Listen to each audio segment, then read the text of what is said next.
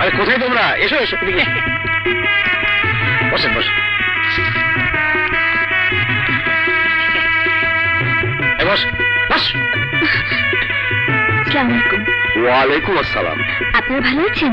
তোমার মতো লক্ষ্মী মেয়ে দেখলে এমনিতেই মন ভালো হয়ে যায়। বাবা রাজি? জি। মা চাঁদনি? জি।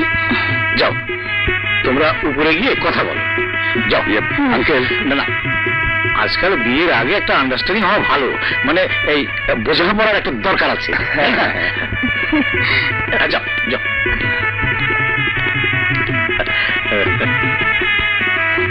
অনেকদিন পরে এলেন কিন্তু। হ্যাঁ, ছেলে বদলি হয়ে ঢাকা এলো তো। Good, very good.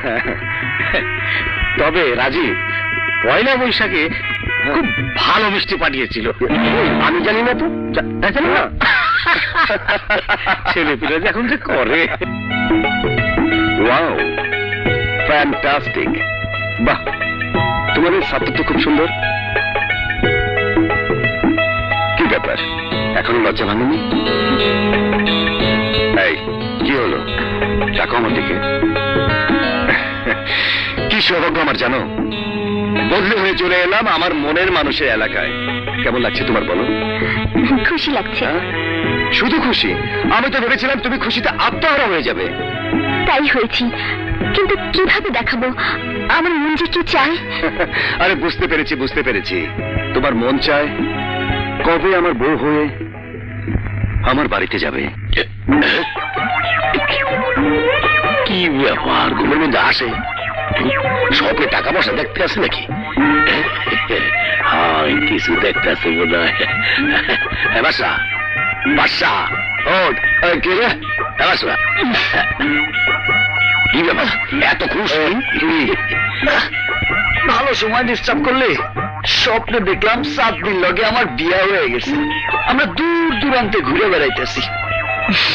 স্বপ্ন কিন্তু উল্টা হয়, স্বপ্নে দেখবা 7 দিন লগে বিয়ে হইতেছে, বাস্তবে দেখবা 7 দিন অন্য মেয়েটার লগে বিয়ে হয়ে গেছে। ভুলে গেছে।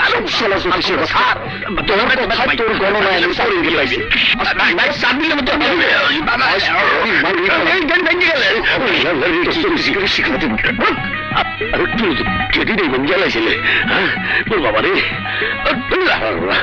কারে কি কোন ঘটনা হই না নেন? স্যার, বাদশা আমাদের ক্লাবে গিয়ে প্রায়ই টাকা পয়সা ছিনিয়ে নেয়। স্যার, আমার বউ তো ব্যবসা, তারপরে বাদশা চাঁদা নেয়। বললেন তো স্যার, যা কইছিলাম সত্য কিনা? বাদশা চান্দাবাজ, ওর চরিত্র খুবই খারাপ। আসসালামু আলাইকুম স্যার, আমারে ডাকছেন? আমি বাদশা, শুনলাম আপনি নতুন আইছেন, তাই দেখা করতে আইলাম। তা না হলে থানা আমি ডাকলেও আসি না। ও, তুমি তাহলে বাদশা, রংবাজি করে ভালোই আছো, বহাল তবিয়তে আছো? হ্যাঁ, ভালোই আছি, কিন্তু বহাল তবিয়ত ব্যাপারটা বুঝলাম না। আরে বুঝবে বুঝবে, তোমার বিরুদ্ধে অনেক অভিযোগ আছে। তুমি চাঁদাবাজি করো, জোর করে মানুষের টাকা ছিনিয়ে নিয়ে যাও। অগ কথা যদি সত্যি হয় তাহলে মামলা করতে কম। হ্যাঁ করবে। এই, তোমরা ওর বিরুদ্ধে মামলা করো। কি ব্যাপার, সবাই চুপ কেন? হ্যাঁ, ওর বিরুদ্ধে মামলা করো। মামলা করবো না স্যার, আর মামলা ছাড়া আপনি আমারে অ্যারেস্ট করতে পারবেন না। দেশে একটা আইন আছে না। S S. আসসালামু আলাইকুম আঙ্কেল। ওয়ালাইকুম আসসালাম। যাও তোমরা, যাও চল।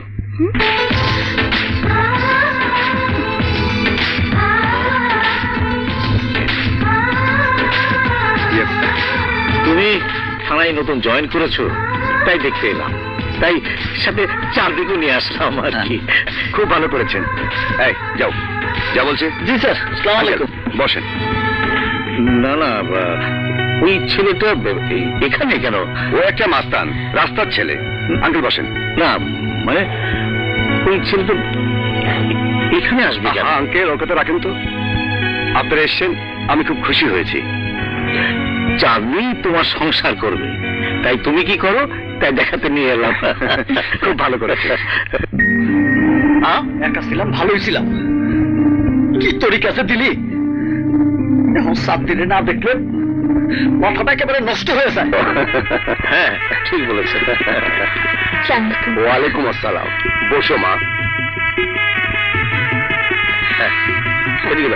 ঠিক আছে ঠিক আছে, আপনি নিন খান। আমাদের চাঁদনি ছোটবেলা থেকে বাধ্যগত, কোনদিন আমাদের অবাধ্য হয়নি। আমার ছেলের আজীবও ঠিক সেই রকমই, যা বলেছি তাই শুনেছে। আমাদের চাঁদনি কোনদিন মিথ্যে কথা বলেছে কিনা তা আমরা জানি না, কি বলো? ও মিথ্যে বলা বোঝেই না। ফোন কর।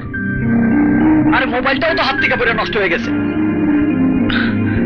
এই তোর মোবাইলটা দিয়ে লাগা তো।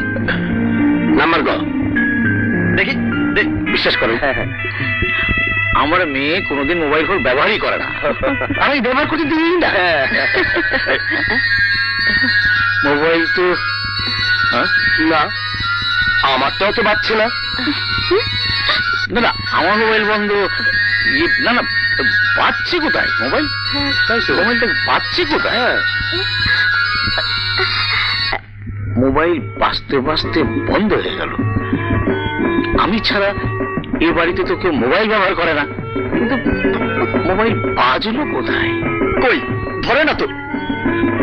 জ্যোতিষ, কিছু একটা কর। নে, মোবাইল বন্ধ হয়ে গেল। আমি আসি বাবা। না না, আসসালামু আলাইকুম। ওয়ালাইকুম আসসালাম। মোবাইলটা বাজলো কোথায়? আমি জ্যোতিষ, হে কি তোরে সাত মেরে মোবাইলে ধরাই দেবো। এইটা ইন্দ্রনীলা, এইটা ক্যাটস আই, এইটা পান্না আইয়া পড়ছে। হ্যালো জ্যোতিষের ঠেলা দাও, লবার সালে কথা কও। দে, কথাই তো বলতে দিলি না। হ্যালো বাচ্চা, আমি খুব সমস্যা আছি, এখন কি বলবো? তুমি পার্কে অপেক্ষা করো, আমি আসছি। আচ্ছা ঠিক আছে। আমার কপালই ভালো, জ্যোতিষ বিদ্যার তো কিছুই শিখি নাই।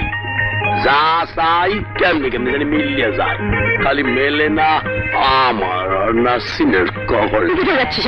মা, নরেশ তো খুব অসুস্থ, বাবাকে একটু বলো না, আমি দেখেই চলে আসবো। দেখিস, দেরি করিস না কিন্তু। একদম দেরি করবো না। আমি আরেকটু হলে ধরা পড়ে গিয়েছিলাম। আমি কতবার তোমাকে নিয়ে দিয়েছি।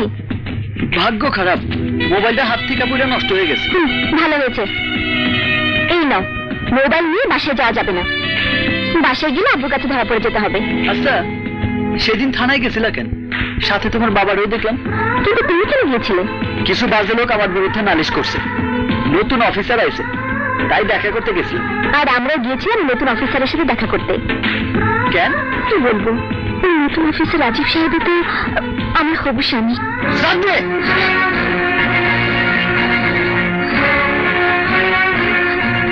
কি হলো, থামলে কেন? মারো, আমাকে খুন করে ফেলো, যত সমস্যা আছে সবকিছু সমাধান হয়ে যাবে।